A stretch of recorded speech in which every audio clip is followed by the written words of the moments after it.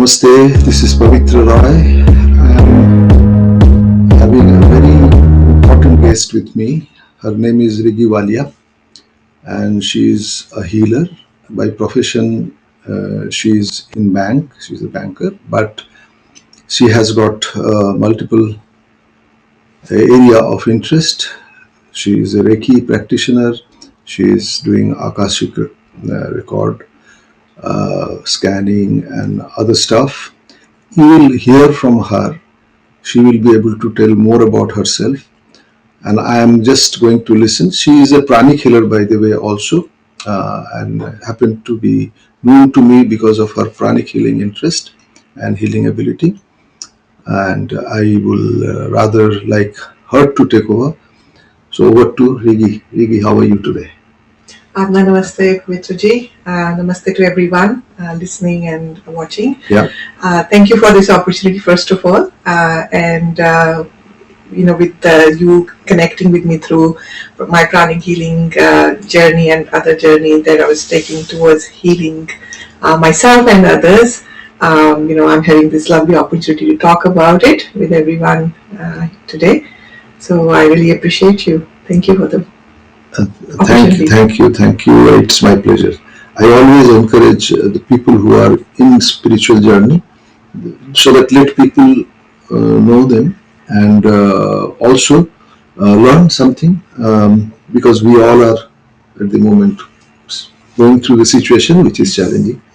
How your life has been from the beginning till where you are now, in a brief. Yeah, if you can tell me. Certainly.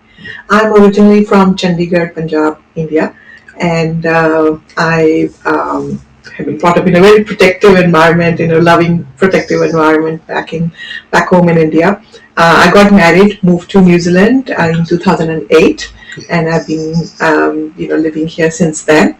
And my daughter was born shortly after we got married, and is enjoying my life with her and everything.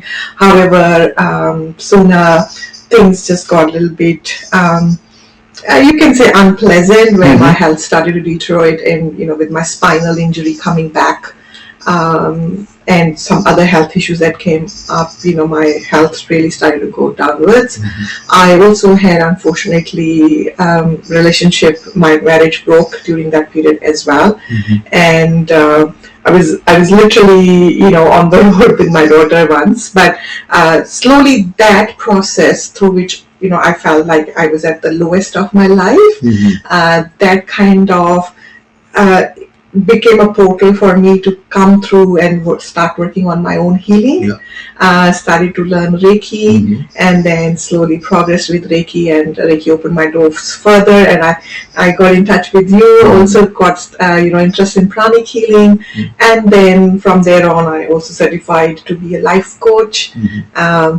The journey continued, yes. And you are in. Yes. It's like you don't realize how your life starts to expand. Absolutely. And all the pain starts to give a meaning. I look back in hindsight and I'm like, my gosh, if all those things had not happened, I would not have seen the strength a human being can have. So personally, through my healing, and then it made me go and help others who were in need, and God's been so kind and opened, doors after doors for me, and I can't be more thankful. And then during COVID happened, and I was like, okay, am I going to be at my lowest again with my mindset, with the fear we were breathing in, or am I going to actually turn it into more value? So the isolation we were all going through, I actually enrolled myself in Akashic Records studies.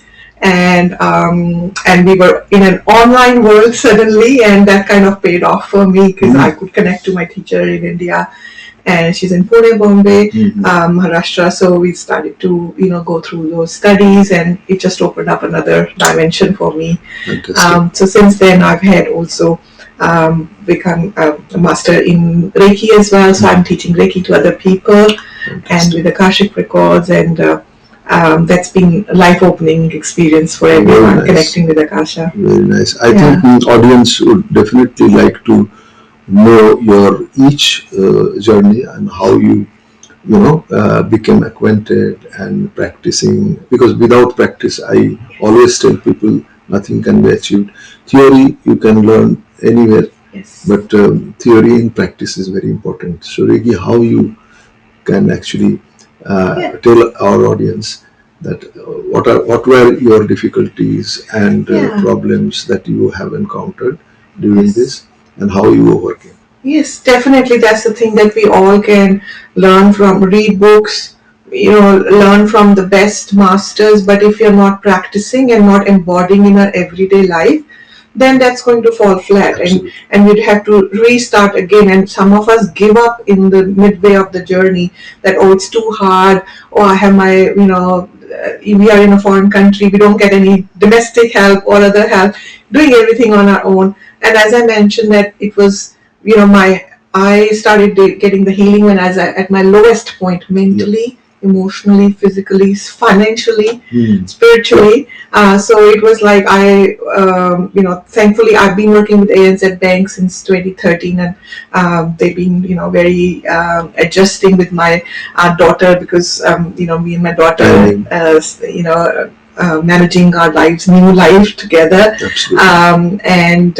So the biggest hurdles as a person I came to experience was, one, my back issues, my physical issues, and the financial issues were the biggest ones for me.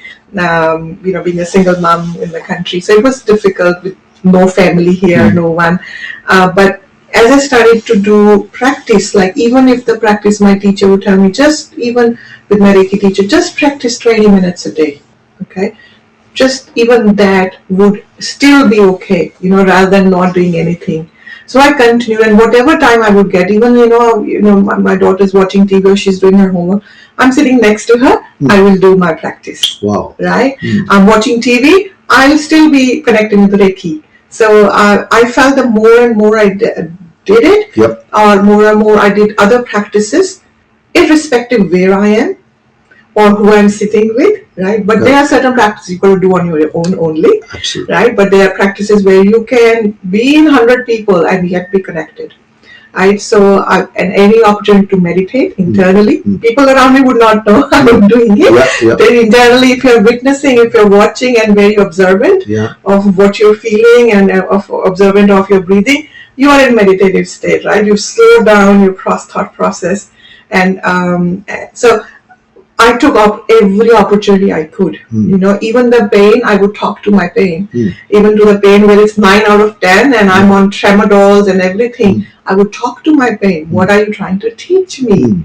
What is I hear that I'm not listening to? So I talked to my body. The more I spoke to my pain, the more I spoke to my sadness, grief, the more lessons I learned quickly. Very nice. Right? So that's why that the practice is not just doing any certain mantra only, or a certain way of sitting or breathing. It is also, when you're doing it, it brings up a lot of stuff.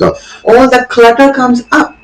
And when you keep practicing, what happens is you start to learn to be comfortable with that clutter. Correct. And then once you are like, okay, I see I see my shadows, I see where my pain's coming from, I see where my grief is coming from. When you see it, then you can say, okay, goodbye, your job is done. Easily, Right? You don't then get entangled in it. That's right. And it only happens when you're practicing every day, even 5 times. When you're cooking is the best time. Wow. Right? That is. Yeah, when you're sometimes walking, people get irritated. Oh, I have to do so much. That's right. But you can easily turn cooking into, practice. We don't have to go to a mandir or a gurdwara to do seva. Your home, your cooking, your kitchen is the langar hall. Your kitchen is the place where, the prasad is getting cooked. The food we eat is prasad. The people we live with are, the forms of God as well. True. So I turned every activity, as much as I could, into that, okay, this is my service to my life. And consciously. And consciously, absolutely consciously choosing it. That, okay, I can make it painful experience, and I can make it a very conscious experience for myself. Hmm. So what happened was, with the practice, the choice making was easier. Because I was not entangling anymore with the pain and all the activity I have to do. Right? Fantastic. That activity served a purpose. Really, I think that is going to help a lot of people who have similar issues and problems. And I'm sure that audience will appreciate the way the challenges were taken. And then it was addressed, of course, through her studies, practice.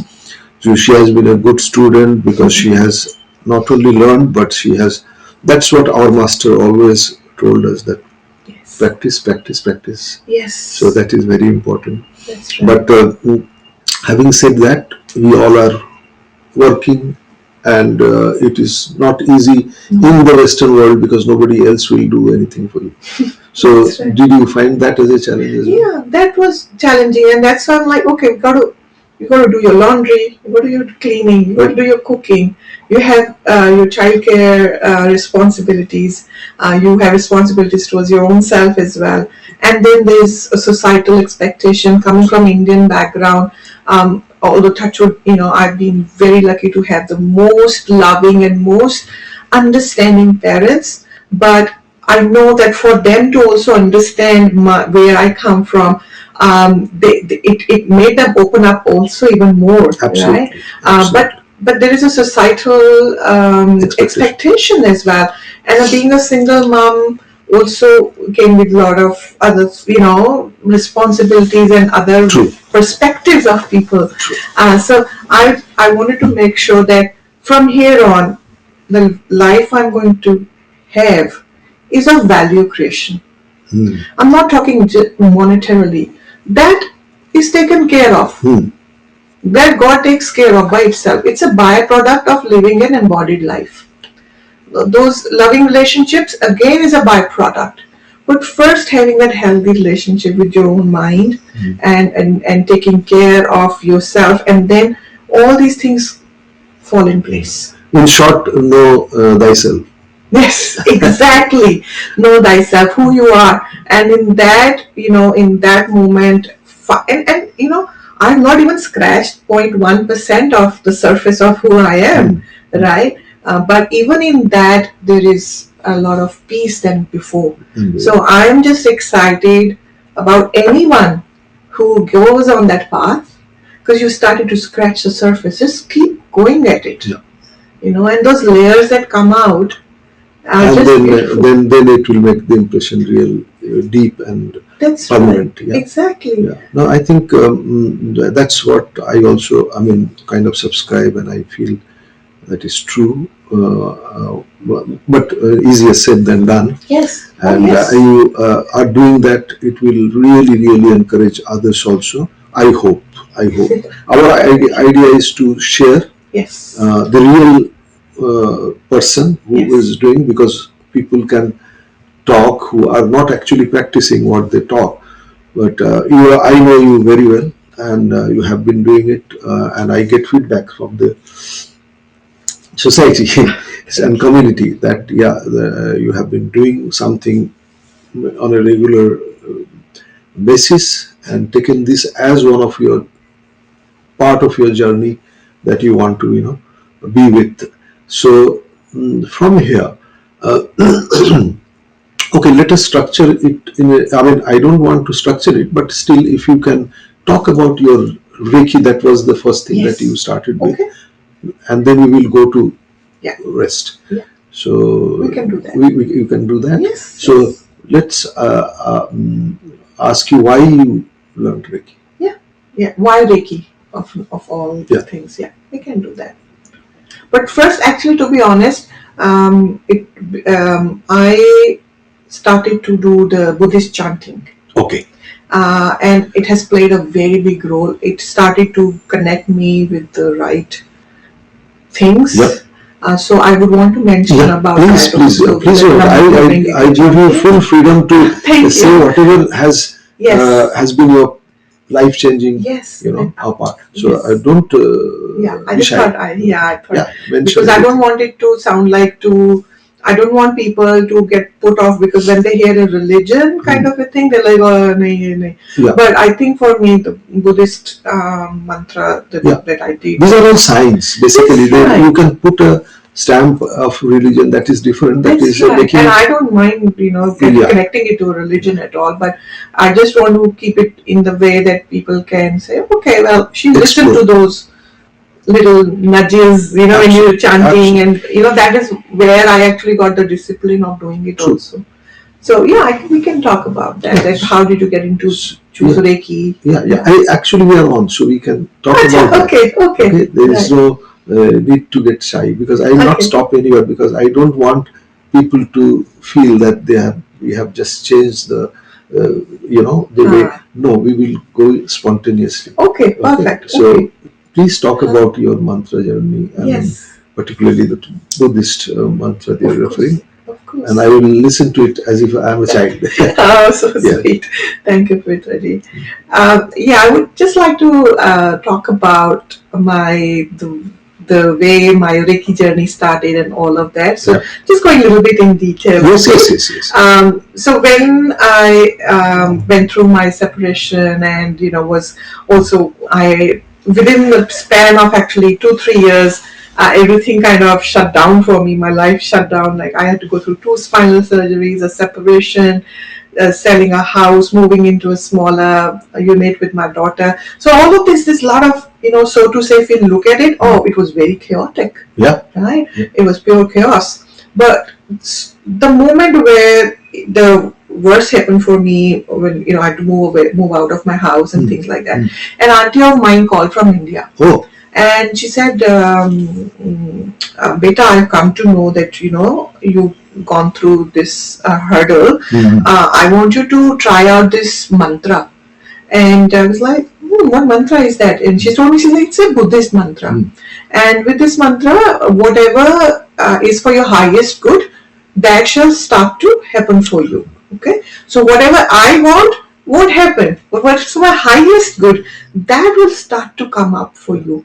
And I was in that mindset. I did not know what highest good meant in that moment for me. My good is more important. My good is more important. My anger is more important. My sadness is more important. So it was my whole victimness was more important to me in that moment. Right? So, but I was like, you know what? In Hindi they say, "Marta kya na karta."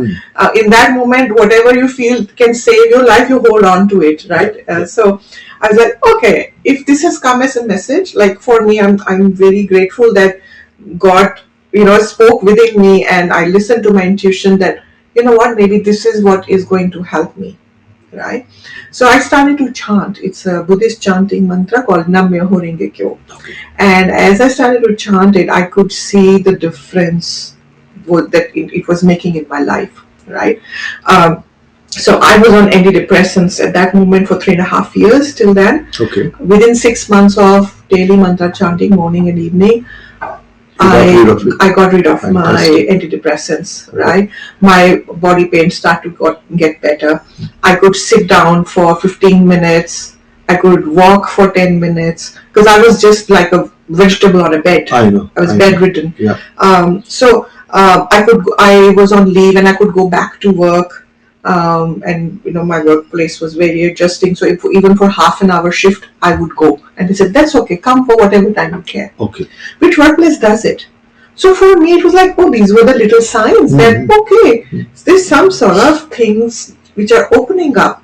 There's less resistance in my life now, right? Yeah. And there's less resistance in me to take things and to understand these intuition messages I was receiving. So I was like, something is shifting. So I continued to move. And then my Buddhist community, my group, they handheld me, and they were like, that's okay, we are praying for you. We'll come to your house, we'll pray with you. So that sense of isolation that I was feeling that, I'm by myself, no one's listening to me, I'm just, there's no one to help me here. Yep.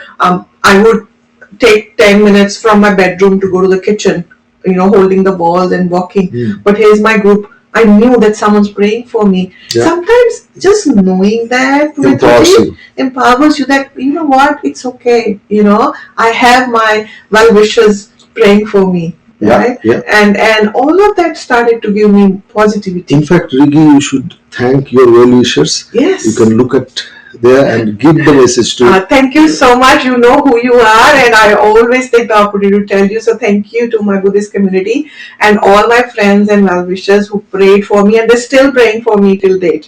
I really, really appreciate that. And may God bless you with abundance, good health, and all the things you truly, truly deserve. All the good things that's you deserve. very, very important in every healing modality. The gratitude and acknowledgement is very, very important. 100%. And that's what I learned when I was learning Reiki long back.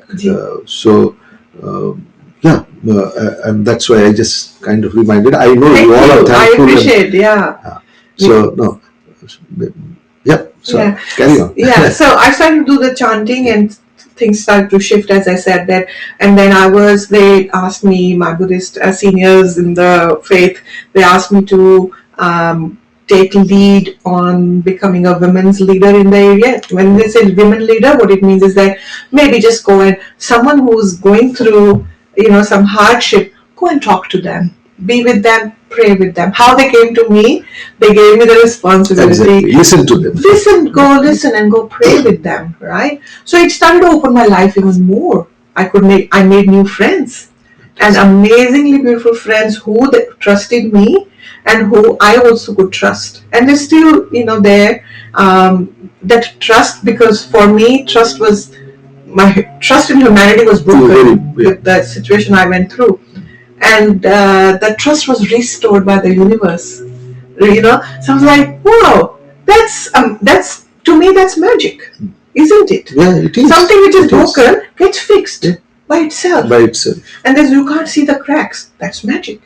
Right? Yeah. So for me that was that, and then connecting to more and more people, and I was still walking on crutches, right? But at least I was on crutches from the wheelchair, so that was a good thing that helped me. Good analogy. Yeah, yes. That's right. So that started to, with physical pain, actually, people would take me in the car to pray with them or things like that, right? To the Buddhist center, and from there. I also met a local healer here. Yep. She's a beautiful healer. Her name is Millie, and I go to her for my more deeper healing of the areas which I couldn't see, which I thought maybe a healer can see through and understand.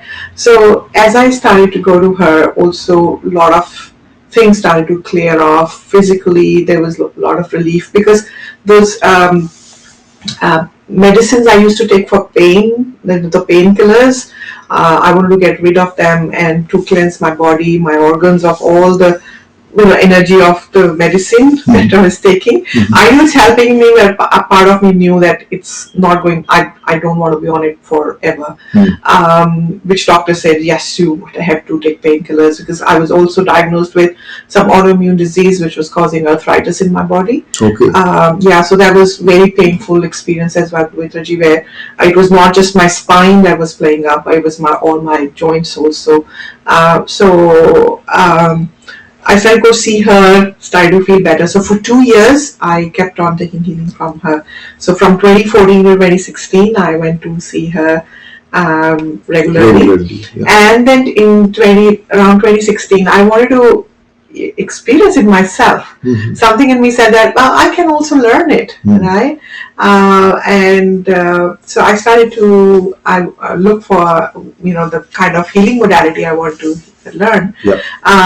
And I was guided internally, intuitively, that I should start with Reiki. And there was my first initiation into Reiki in 2016, Reiki level 1.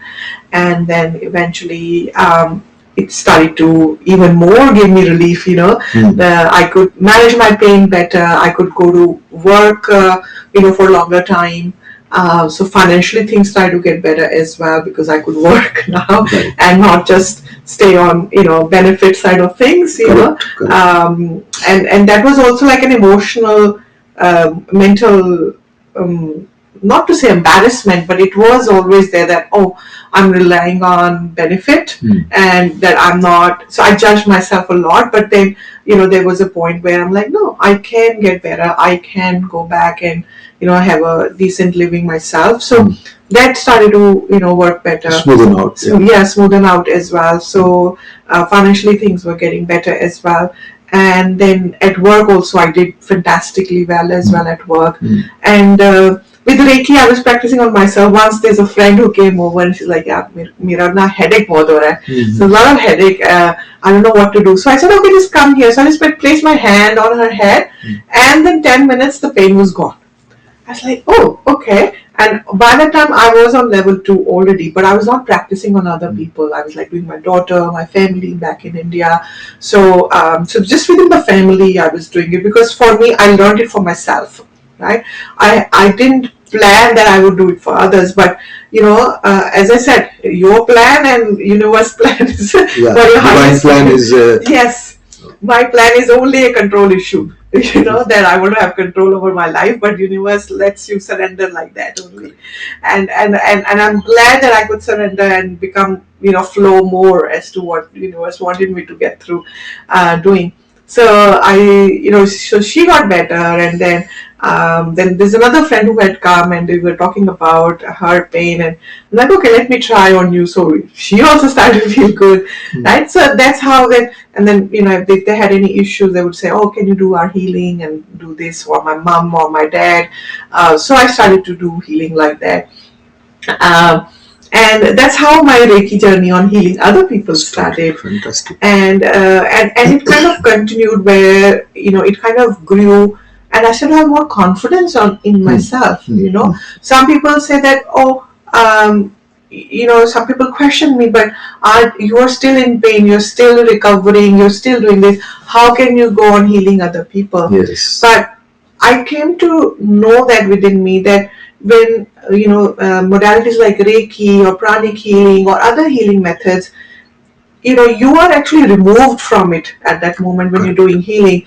You are protected, the other person is also protected in that moment. You're just the channel. You're just of channeling the universal energy that exactly heals. So you are not depleting anything. You're not depleting if you anything. Can surrender to that. That's right. So if I work from place of ego, where I feel, oh, I am the one, I am the healer, I am doing it all.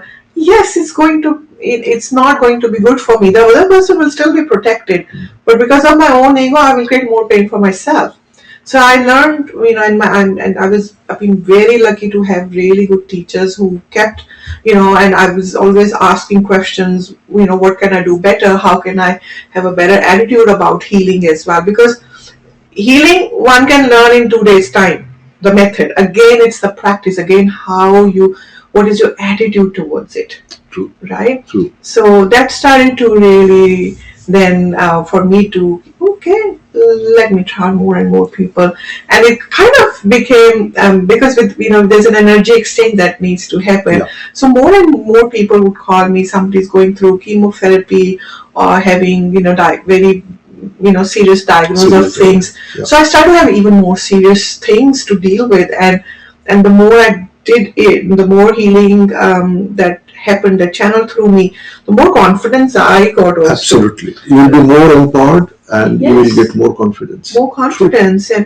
And that, okay, this thing works because we all are humans and we all keep having some doubts. Yes. But then those doubts started to go away. And Riggie, you have to also mention that anyone and everyone are eligible. There is no eligibility criteria. No gender, absolutely. No ethnicity, no color, no. You can be anyone.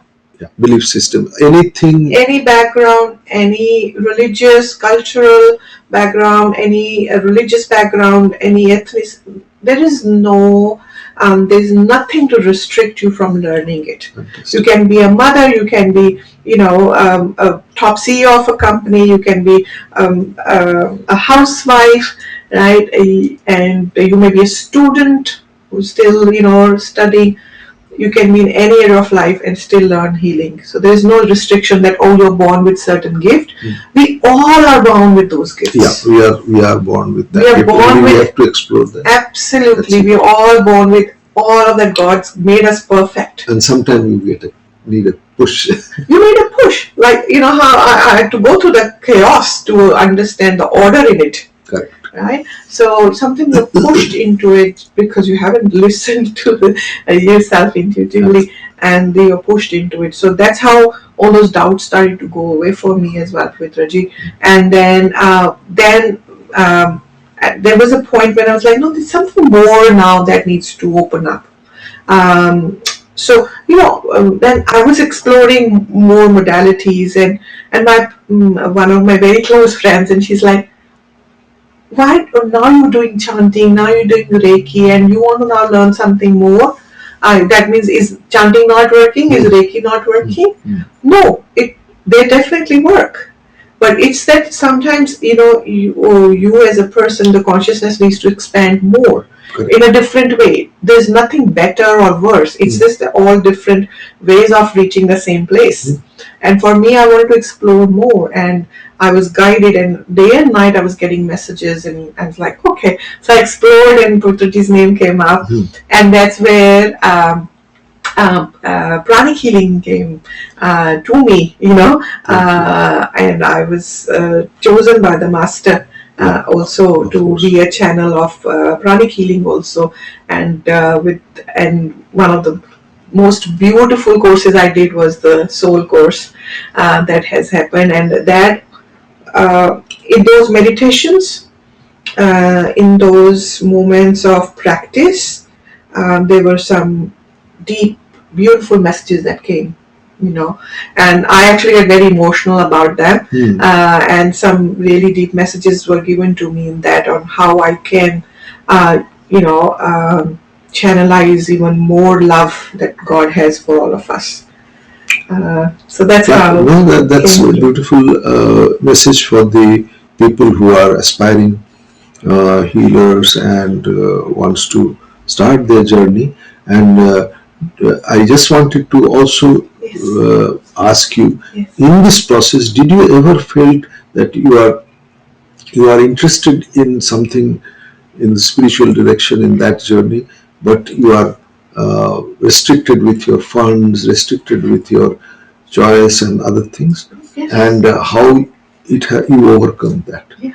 Oh yes. So as I said, that financially there was few struggles going on, and we know things are not cheap in the country as well. So those, but what happened was that whenever, when there was a call within me to do this, to go and explore a different modality and do more healing, do more workshops, because once you do it, it's like you want to explore everything. Right. So it came, I was like, but how do I ensure that I have food on the plate? My child is warm in winters and things are taken care of.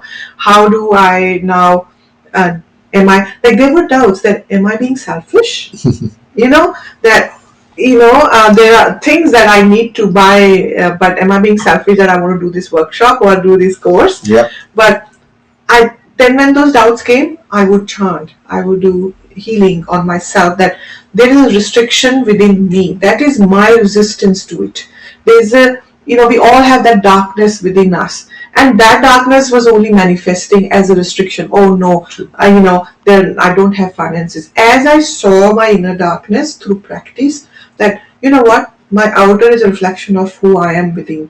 If I'm working from a place of being a victim or under financial constraints, that will keep happening, right? And so it happened that in some way I could save a couple of dollars here and there, and it just so happened that there was a moment where I had enough for doing that course. Because, and I'm not saying that overnight things change, right? Yeah. It's a long journey, yet it can be very meaningful and very exciting. So energy follows thought, because you Yes. have intended, Yes. it finally uh, manifested. That's right. So I gave that seed within me to the universe that okay, I want to do this. And then whatever was stopping it, I could see it arising out of me. And then I could then, okay, now I let go of it. The darkness which is stopping me. And then eventually, days or weeks later, I could manage to pay for it. Right? And that's how I could pay, because we have to energetically also do an equal energy exchange, so that we don't become each other's karmic. There's no entanglement karmically that's with each other. So I understood it, because initially when I started the healing journey, I was like, oh, why do people charge so much? Right? So those questions come. I mean, I get students who ask me, why does learning healing or doing healing cost so much? But we don't want any karmic debt. These are the karmic debts we're keeping coming back. So I don't want to create another karmic debt with anyone, just for something which is only my own resistance to it. True. Yeah. True. I mean, I think you have explained it well, and there is a very good explanation for that. In the past, the monks and those who were almost like sannyasis, and Yes. they have renunciated everything, they could do those kind of things because they were not in the locality we are in. Yes. They had no social obligations, things Yes. like that, and they knew they were mentally, emotionally, and spiritually. They have actually given up this world. They are not at all entangled or attached, but we all are attached. Yes. So we are karmically, as you have rightly said, we get dates of each other, and that becomes a problem. So unless you become super unentangled or detached, you won't be able to do anything, like they do, like, Yes. without any expectation, you do it, everything. We always consciously, subconsciously, we have that karmic cause Yes. and effect. So you have very rightly explained it. So why this energy exchange is sometimes important, and it is more good for the person who is actually coming to you as a patient. Yes. Because if they are required to pay back, they have to pay back, or some way or other. Yeah, somewhere or other it will go. The easiest one is the person who is Yeah, pay there and then, yeah, so that it doesn't it's not then taken away in a more dramatic way from you. very Right? true, very true. So- Yeah, so that is, people get sometime random bills, and they are basically sometime parking tickets, Yes. or speeding fines, Exactly. and all these Yeah. kind of things, Yeah. and they do not realize why that is. The universe will take it some way or Yeah. other. The energy has to be It balanced. has to be balanced. So it has to be So balanced. it is Yeah. going to the known things, not Yeah. unknown and random. That's very important. And as I learned it, I also could feel like I could see. For me, it was once I overcame my own inner darkness about where the money is going to come from, right? I could see that whenever I would pay for some new workshop or some new healing method, I did from a place of gratitude. It Yes. happened, like gratitude came natural. I didn't have to think, oh no, I have to be thankful. It automatically came. It is an inner quality, Yeah. and that's what we need to. In fact, Reiki always tells that inner Yes. gratitude, sense of that. Yes. It has to be empathy and what you call a compassion. They have to be nurtured. They cannot just No. happen by reading one. Of course, you have to begin somewhere, but that is what is required to be done. Yeah. And as a mother, you will always have that, but not all will have the similar kind of thing. So that way, you are very blessed. And universe is also, like father, mother, Oh yes. and they are always looking after unconditionally with the love. So acknowledging that take not even a millisecond, if I'm not Yeah. wrong. It's not difficult at all. It's just a remembrance or a reminder that, oh, I'm blessed. Yeah. And in that moment, that's your So gratitude. moment you think that, maybe how you feel. Are you not feeling that you are a really rich person? Exactly. You are in abundance. I'm in abundance. I am abundance. Correct. Myself. So, because that's how God willed us to be. Yeah. He's made us abundant. Absolutely. You know. So that is what I mean. Yes. When you have that sense of gratitude, you feel that the whole fear goes. That's right. Because now you are under the big umbrella. I mean, nothing to worry about rain, and nothing to worry about scorching light. No, you are already. I give all the heavy load to the masters now. Yeah. I said, masters, you take the heavy load. I'm very small.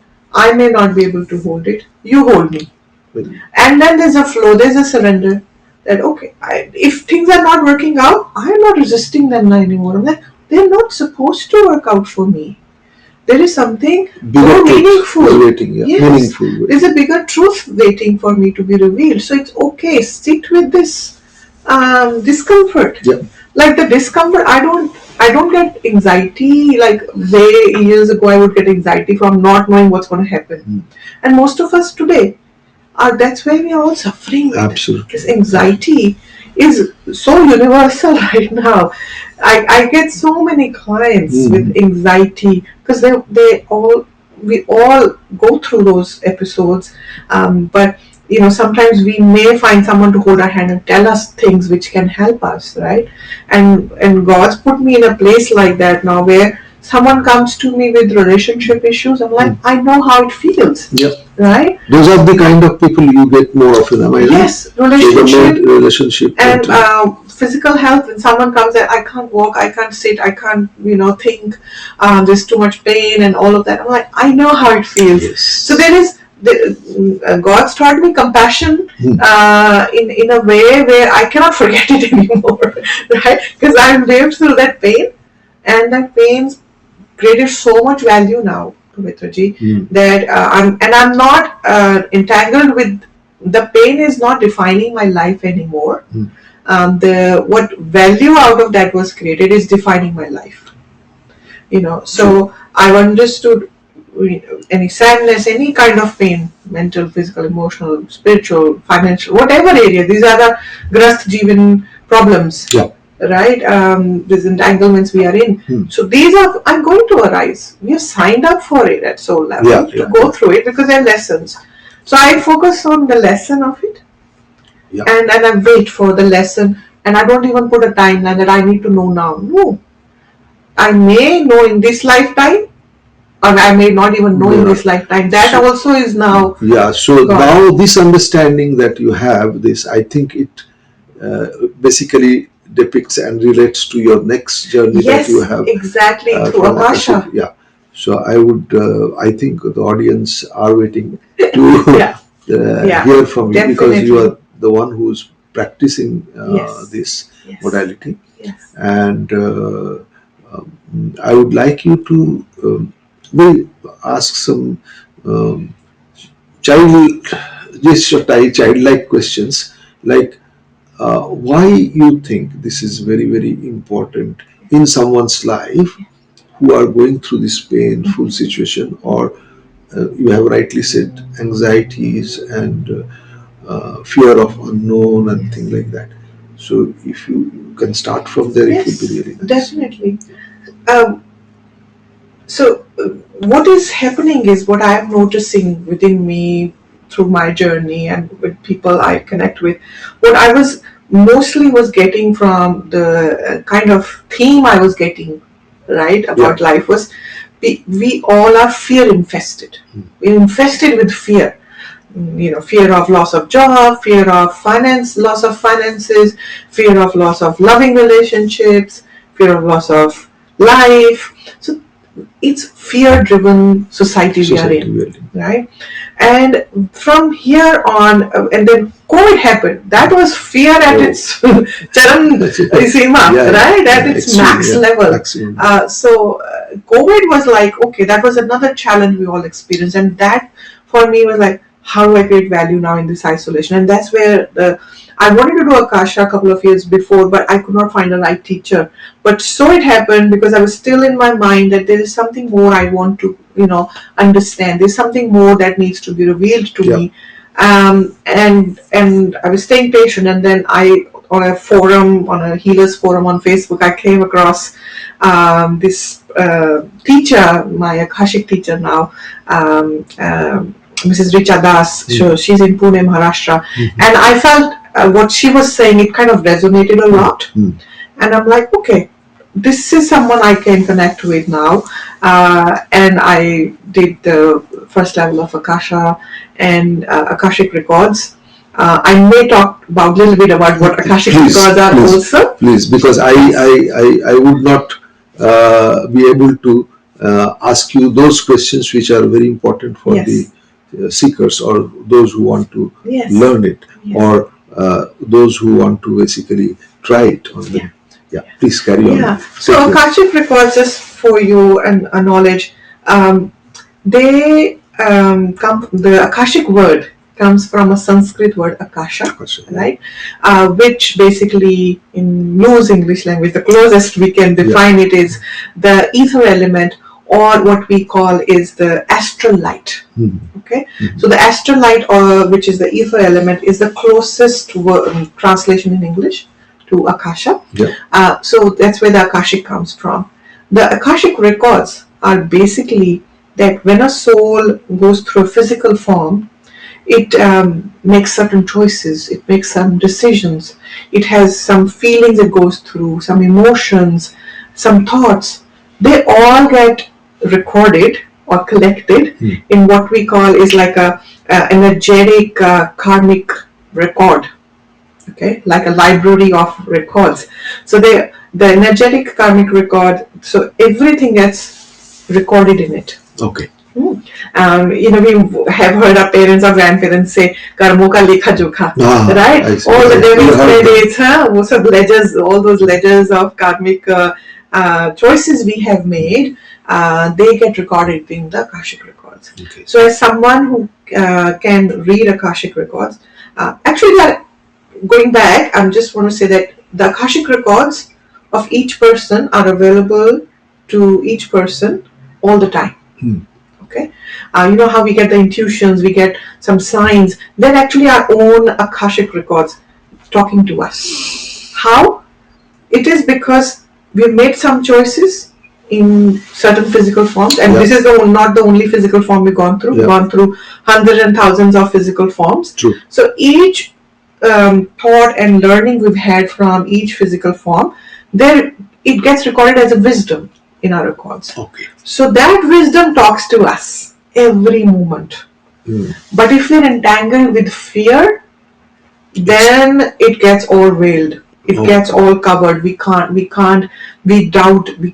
keep doubting our intuition. We keep doubting the messages we get, the dreams we get. We keep, oh no, these are just dreams. No, dreams are such beautiful portals of receiving all that information, the answers we seek. So, to me, the fear, as I started my Akashic journey, I learned that when we tap into those Akashic records, we can actually receive all the clarity we need, the information we need to actually make better choices. Okay. Right? So when we make better choices, that means if I'm confused, I have to turn left or right. Without a GPS, I may always just keep standing there or be confused or just go left and right and not know where I'm going. But if I have a GPS, I can track myself, how I'm going, where I need to go. There's clarity. So our Akashic records are like a GPS to our lives. There's a pre-recorded information which can help us reach quickly, without much drama, where we need to. And where does the soul want to go? We know the soul wants to just get reminded that you were never separate. Correct. That separateness, when it finishes, that's where that's the realization that we were always one with God. We were actually never separated. Right? So that we call it moksha, enlightenment, nirvana, whichever way the truth is told to us, we call it. That information is available to us. Right? So what is the conditioning that a person has to, have minimum to even explore, to, open those records? Yeah, if you can. Again, just like any other healing modality, you do not need any background conditioning to be able to tap into your records consciously, right? Unconsciously we all do. Just to be consciously, we just have to again work on being kind to ourselves, understanding ourselves. So it all comes down to how much you're ready to go within. Okay. The more you're ready to go within and understand your connection with the outer and outer with the within, the macro and the micro, the more you're wanting to work towards it, the more Akasha will expand. And it will come, we will have very clear messages given to us.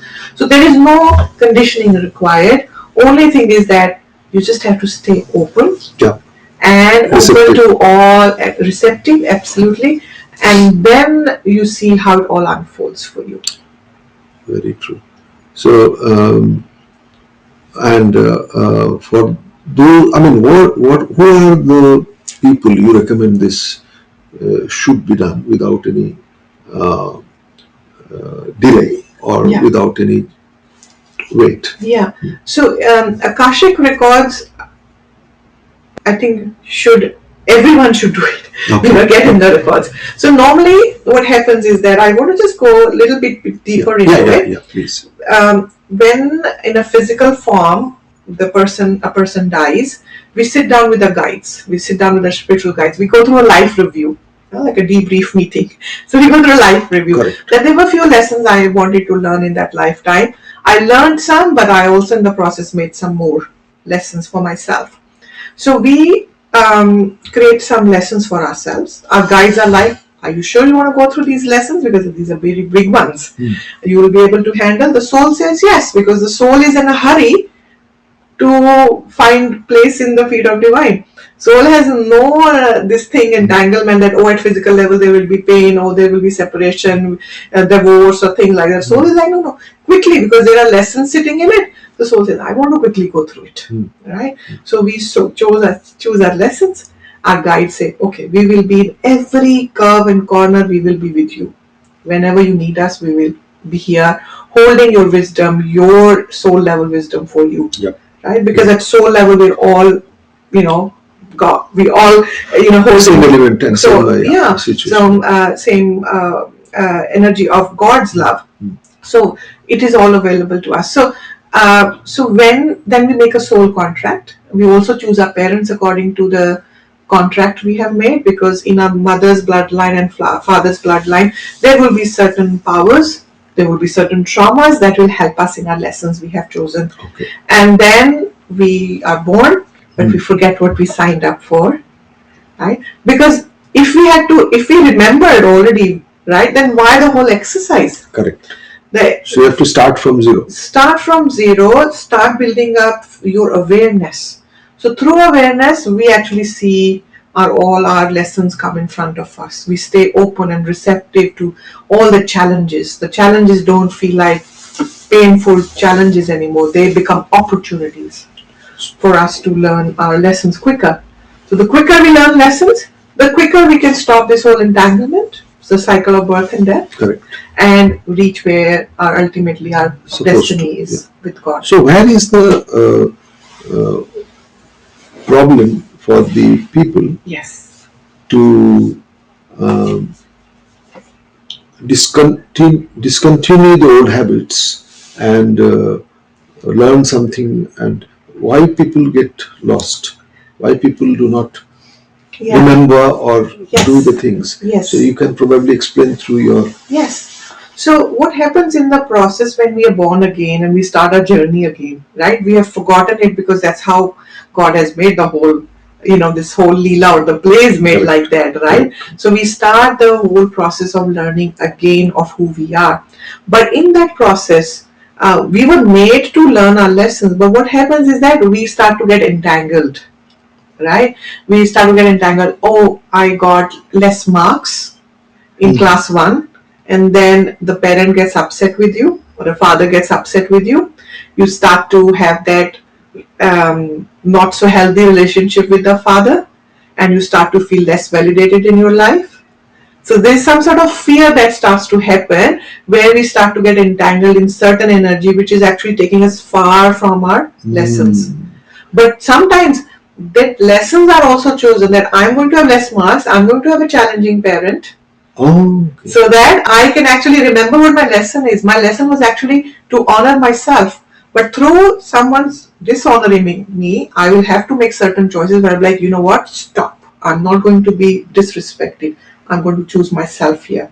So sometimes the soul would also choose the challenge, or a parent who would, on your less marks, the parent is going to shout at you so that you can devalue yourself. Yeah. But through that devaluation, you actually find your value. So it is a very paradox sometimes. Paradoxical, and sometimes we are so attached with the validation of other people, and we do not validate our own That's right. ability. We ignore it, and probably the crux lying there. Exactly. When you look inward and see, you know what I'm doing, my inner guidance is already there. So that approach, or that belief, or that trust is very, very important. Otherwise, we are always getting confused with different kind of thoughts and suggestions that come from everywhere. That self-doubt that starts to come in right from the childhood, Pavitrayog, when there is less, when the parenting is not conscious parenting, that's where actually for a child the limiting belief systems start to set in. It starts from the womb itself. How the mom's condition is, how the mom is treated. That's where the child is actually also creating more and more karmic ties also, because where the mother, so the child is connected with tied with mother's karmic lessons. So then the child also then starts to, from the womb itself, can start creating limiting belief systems. And through challenges, through parents or from society or from peer pressure, or you don't look like that, or you are short, or you're too tall, you are too big, you're too slim, whatever judgments people make, rather, so we start to get entangled in that oh, I'm not good enough, right? I am not good at that, I'm not good at this, I'm not good at maths, I'm not good at drawing, what do I do, what subjects I need to choose, you know, all those little steps, all those so limitations come in their mind through the peers and through the society and through the community that we are in. So in order to overcome that, certainly people have to introspect, and that's why, you know, why is meditation recommended, why is mantra chanting is important. When we do all these practices and why all these rituals, they actually they help us to go back to that awareness. Correct. That, oh, you know what, I am actually in this situation, middle of problems, because there is a lesson here, and it is that I have to be. The lesson could be a person could be, you know, having multiple relationships, right, one after another, getting into relationship or having multiple relationship at the same time. But if they start to become aware through chanting, through meditation, that they may actually find out that, oh, because they did not receive a validation from their father or from their mother, and they're seeking validation in the relationships. So any practice to actually find out solution can any healing practice to find a solution can start helping us where the roots are, where the problem is. So when we go in Akasha, we actually tap into the past as well, a past of this lifetime, right, until yesterday, until last minute, that is also past. Also past of our past lives also, because we could be holding so much of energy from a past life, which has become like which is like a cycle we're stuck in. Like whirlpool. We're just constantly going downward spiral, and each lifetime over lifetimes.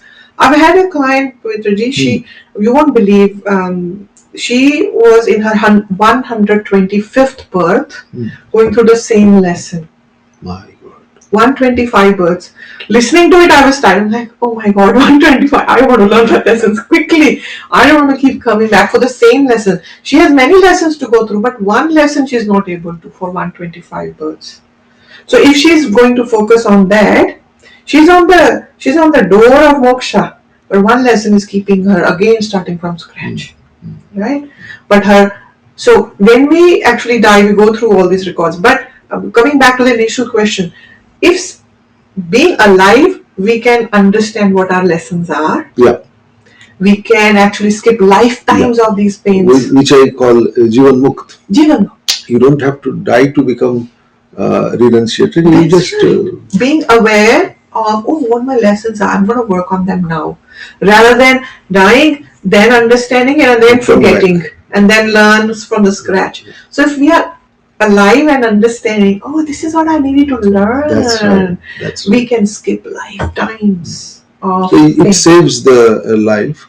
Yes. There are some very high level enlightened beings who can help you through their own Yes. sometime pat on your back or some blessings. Exactly. Through Exactly. Various kind of Shaktipat. Those all those patterns start to appear. That's if they can energetically be with us and help us That's to right. move forward. Our guides are there always. Our masters are guides from all the lifetimes. It's not that in previous lifetime, for example, if I was Hanumanji's bhakt, and when I died in that lifetime, Hanumanji stopped blessing me then, right? And this time I am, for example, I am a Buddhist, so Lord Buddha is going to bless me. But when I die, Lord Buddha will stop blessing me. No, those blessings continue because soul doesn't die. Right. It has acquired those blessings. It has acquired all of those beautiful wisdom, information. It's all there. Yeah. Right? I could have been born a Muslim in another lifetime, or Christian, or whatever background I've had. Whatever I accumulated in these blessings are debts. Right? I'm still carrying them. And I'm not just carrying my own, I'm also carrying my ancestors.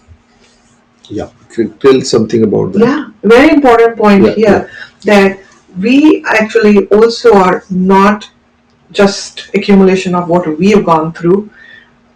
Because in this physical form we've chosen a certain mother and father, that means we've also chosen the whole ancestral line's power and the whole ancestors line's debt also. So sometimes a very brave soul would have a lesson connected that, oh, with my 10th generation grandfather there's some karmic, their pain is sitting there. And for example, they've had some issue where their great grandmother or 10 generation grandmother or 20 generations before grandmother or 2 generations before grandfather, they went through some painful experience. If they did not do their inner work and release it, it continues in the bloodline. Okay. So in scientific ways, you say, oh, hereditary, or this blood pressure, there's diabetes. What is that? They're actually unresolved emotions turning into physical sickness. Illness. So illness is energetically unacknowledged emotions, unworked emotions. Of course. Right? So that's how the sickness, it will continue as a pattern of sickness in the bloodline. It will continue as a pattern of financial instability. Yeah. Okay. So because finance is nothing but it is also the energy overwhelmingly or energy depleted. So either way it is. Yeah. So in certain ways, somebody's grandmother went through so much emotional pain, and or grandfather went through a lot of emotional pain because the factory got burned down, for example, right? And they felt that, oh, my life is over. And they did suicide, for example, or went through a lot of illness and they did not work through the sense of loss. Yeah. That sense of loss continues, that the next 2 generations or 3 generations will continue to have this pattern where there will be financial major ups and major downs. Or basically they won't be able to come up financially. Okay. Because that parent. So what it tells us, why to go in past? Why to go to past? Our past is our ancestors and our own past. Why to go to past is because it is teaching us to be more conscious in the present. So that you don't repeat the same mistakes mistakes, right? So this is the learning. The Akasha expanded all my thought process. I'm still a student. I'm still learning different modalities, healing modalities in it, where we can. So the healing modalities that we can actually go and resolve our ancestors' pain. Yeah. We can release. We can help them forgive themselves. We can help them forgive the energy they have created with someone. Absolutely. In fact, it is so scientific nowadays. Like we have in our pranic healing, cellular Yes. healing, where um, the cell membranes, they Yes. carry some of these past thing. Yes. As you have rightly said, it is there embedded in DNAs and thing Yes. like that. And but there is a now epigenetics is telling that this genetical, I'll say, misalignment or disorder or uh, disconnects, all these things can be rectified Yes. through the right emotions and right healing methods. Yes. So if that is, it's being discussed in Yeah. the mainstream Yeah. medical science also. So Yes. in past they were thinking that once DNA is damaged, that's it, you cannot do much. But now it is not like that. Now No. they're telling that your gene expressions can also be changed and Modified. it can be Yes. modified. Yes. So this is very similar to what you are telling. That, yeah, I mean, you are telling it from ancient approach, That's and right. this is what the modern science is now trying to Exactly. relate to. Now we are opening up to quantum Yeah, healing, quantum right? theory, quantum To healing. quantum Yeah, theory is same coming thing. through. Our ancestors have done and dusted like they have. Yeah. We they have always done it. discover, isn't it? Yes, we always, but there's a new remembrance. The whole energy of the earth is definitely shifting again. Hmm. And I think since 2012, what I've been told by my guys also, since 2012, there's a new resurgence of people getting into healing, self healing, and healing others. So different, I don't know if you noticed that or not, Peterji. Yeah. There's a lot of remembrance coming through of old methods Yes, as yes, well. yes. I see that amuses me, and that also gives me a bit of satisfaction. Is okay. Yeah. Things are not really lost. That's right. As we think that Yes. it is permanently lost. It's not like that. It is Yes. there Yes. somewhere, and Absolutely. no matter what civilization will fight or cause damage to each other, it will not really go. If there is a substantial good in it, Yes. it will be definitely stored somewhere. Yes. And this is a very good example. Yeah. Of course, it is dealing with individuals, but think about civilizations, think about the big thing. These wars and everything that's happening, there's like why innocent people dying in it, right? Right. There's flooding happening, there's earthquakes and so much happening at the same time because we're going through what we call Transformation. the collective transformation is happening. So yes, they look painful, they look scary, scenes we watch on TV, on news. Yes. Right, but even when I'm watching news, I'm sending healing, right, to those everyone who's involved in it, right? So please take a moment. We all can be very selfish that, oh, I need to just heal myself, but please always take a moment to Yep. send love and blessings to all those you don't know. Yeah. Right, also we always pray for people we know, we send them love and blessings, hopefully we do. But if you're not, please start to bless your workplaces, start to bless your bosses, your leaders of your country, leaders of other countries, people of other countries, life forms in different, not just human life forms, but animal life forms, through this flooding and fires and earthquake. It's just not the humans which are impacted, right? Other life forms, everyone, marine life gets impacted with tsunamis. So please, in that moment when you hear something like that going on, send love and blessing that God takes care of whatever karmic journey they have to go through. Make it easy for them, God. That was a really good message because ultimately why we are living here. If we are not contributing to the Mother Earth, and I always tell that we have to learn from universe, because whether we look at trees, animal, or whoever is around us, they are so unconditionally giving things. Even if you do a little to them, they are provider. So why can't we also be in the same line? Why we have to be selfish and we only think about our own pleasure. So sharing pain can also be very pleasant if you know how to. Exactly. Because the outcome, or you can say what you get out of it is your wisdom. Oh yeah, absolutely. And that wisdom then is not that okay, you've not just relieved your ancestors of the pain or yourself of it. The coming generations, Yes, yes, right? The that is coming very important. generations, you know, children, their children, Yeah, they're going to receive this blessing as well, absolutely. right? They're not going to hold on to, oh, my mother went through this, I'm going to take it from my mother and I'm going to carry the burden of my mother, Yeah, carry the burden of my great grandfather, carry the pain of yeah, my 10 generation grandmother.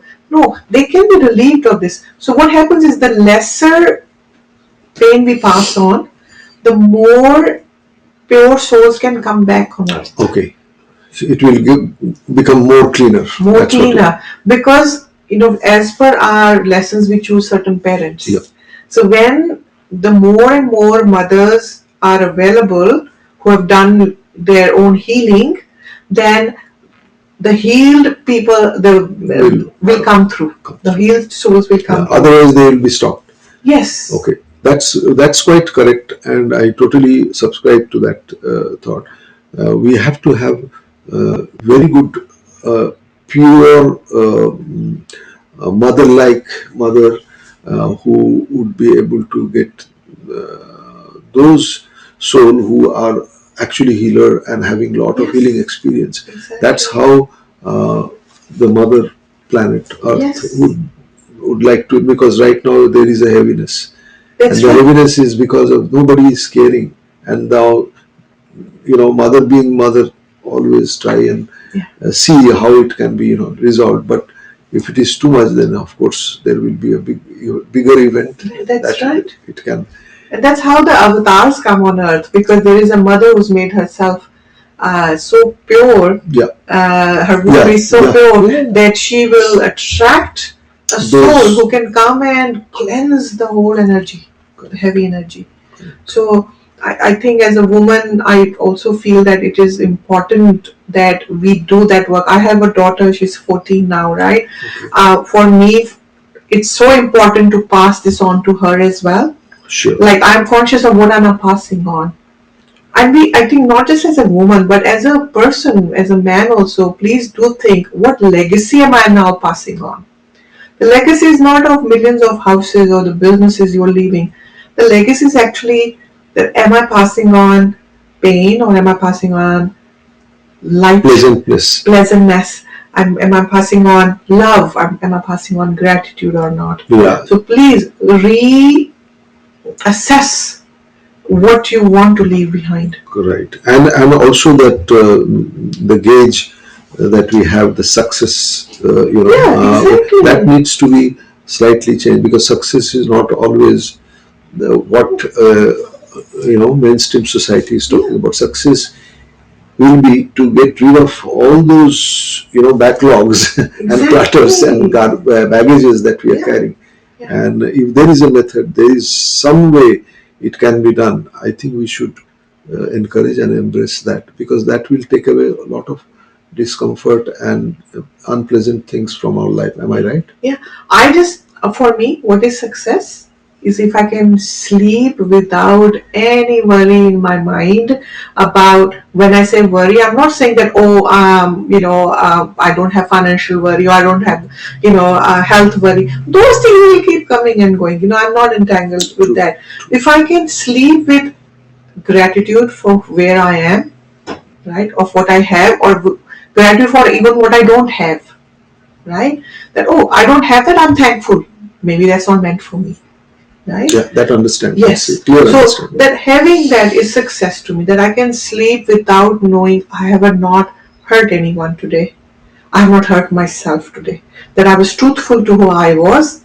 If I can sleep with that thought that today I lived truthfully, that is being successful to me. I don't care what all is in my deposit box or my tijori account. No, and that's what I teach my daughter as well. I don't care about your marks. All I care is, are you putting effort? Okay, put effort towards your happiness. To put effort towards living a truthful life. If you're putting effort, result will follow. Absolutely. That's been given to us by ancestors. That you have no right. I always tell. I said, but we have no right on the outcome. True. We only have the right on the effort. Efforts. In fact, Gita, exactly this is what Krishna is telling to Arjuna. That It is what it you have no right on the outcome. Don't even think. आपका right ही नहीं है ना जिस चीज पे. Why would you even go there? And it's not your outcome is not up to you. Your thing is to put effort. Efforts. That's right. Into and stay receptive, stay open, and that is an effort. It's the biggest effort. That okay, life, what you're trying to teach me, and that's there. No, I really am thankful that you have given very deep and meaningful information for our audience, and I'm sure people will love them if they can execute it, they can embrace these things. But having said that, we always like to continue and have more and more thoughtful discussion with you, Riggie. And it is, and I'm actually planning that we should have some, at least monthly such interaction talks, which can be useful. It can be like you can go to somebody's house and have a potluck and have a discussion. But we have to start with some, what I call is initiative. And we put the seed today. Yeah, we have put the because I'm getting that vibe and getting reminded by people. Why not we do that? Of course, COVID was some kind of deterrence factor, but now things are better. We can always think about it. But thank you once again. Please let the audience know your number, how people can contact you, and anything that you want to give before you go. Thank you so much for the opportunity, and thank you everyone for listening. And if you're watching also, so thank you for your presence. You can always contact me. So my name is Riggie Walia, and my number is 021-192-8809. And you can also look up on Facebook or Instagram. My page is called Rise Within Healing and Coaching, or you can just search up my name, Riggie, Riggie. A bit weird spellings with Riggie, but yeah. So you can always look up for my name and contact me. You can send me a message or text me or WhatsApp me on that number. Would love to talk to you and share more of what I'm also learning. So would love to share all of that with you as well. And I just want, just to finish by, of course, being grateful to all the masters, to all the things that have led me to be here, and they're taking me somewhere. And I'm just grateful for this journey. And please do not, stay in the victim mode. That's, I think, one of my biggest learns is learn from your pain, sit with it, and sit with it. When I say sit with it, learn to meditate, sit in meditation, be still, learn to be still as much as you can. Stillness brings a lot of clarity, and have a discipline and please create a spiritual discipline as well. Going to gym, taking good food, and all of that is super important, but please take some time out for your spiritual life as well, towards your spiritual journey.